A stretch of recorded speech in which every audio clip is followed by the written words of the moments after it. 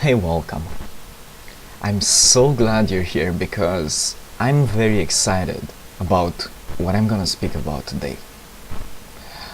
Today, I'm gonna talk about how heaven speaks. And sure, you may say these are big words. How do I know how heaven speaks?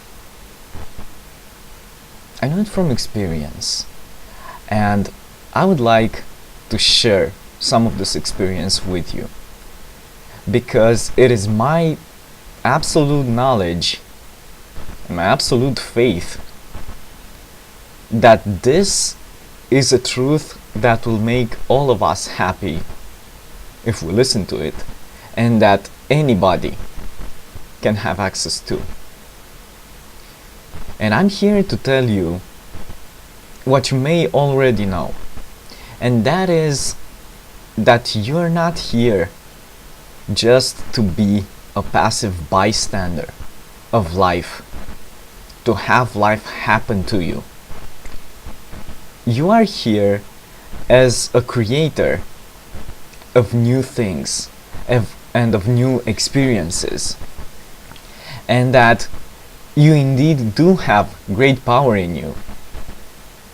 Power that you can use to deliver the message you have in the way that you wish, that indeed makes this world a more beautiful place to live in.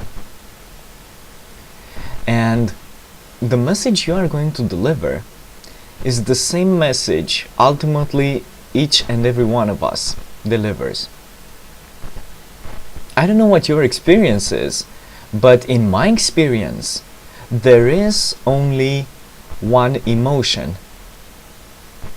that has a million forms that is being broadcasted.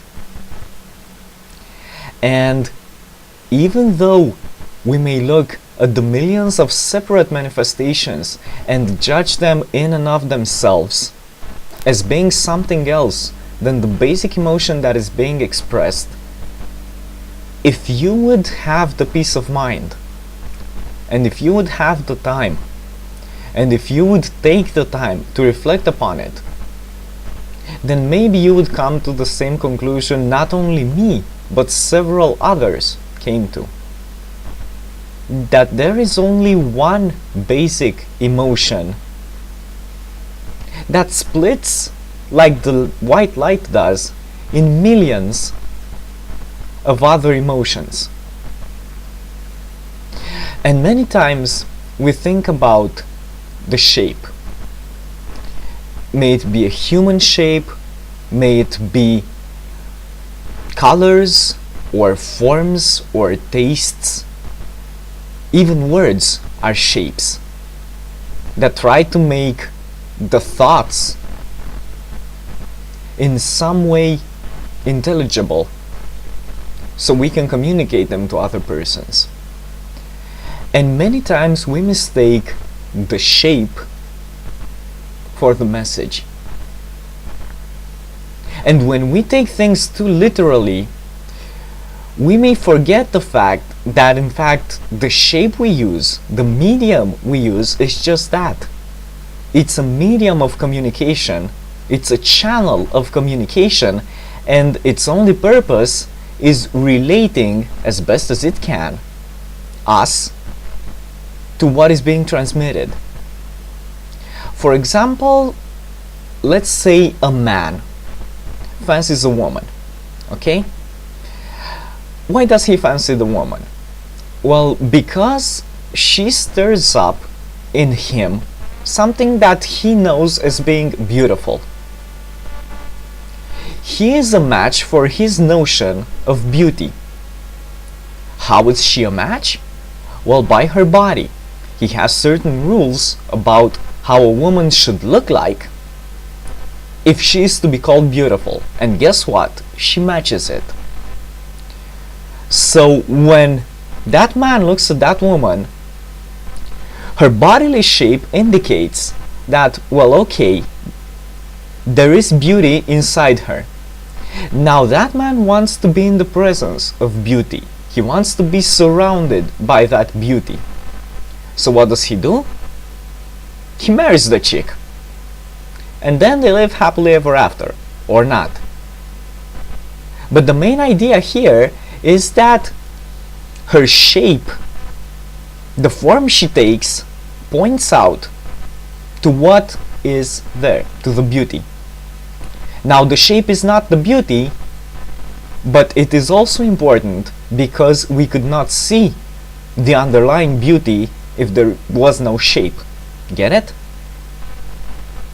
Now we take things a step further. It is the same thing that is being expressed through all the shapes. For example, you have the concept of beauty. Beauty is still beauty, but to each and every one of us, the same concept of beauty may look somewhat different. So it is not something else. Okay? It is not merit, let's say, or it is not courage that is being expressed through a beautiful body. No, a beautiful body is a beautiful body. His function is to express beauty. Now, beauty to you may not mean the same thing as beauty to me. But we all think of the same concept. So it is the same thing that assumes a million forms, a million shapes. So even though we have one stable thing, we have this whole diversity of forms it can assume that we can experience. Okay, so the same concept of this tastes good. You have several foods you say taste good. It's the same it tastes good feeling. But you have millions of shapes, so you won't ever be in the peril of becoming bored.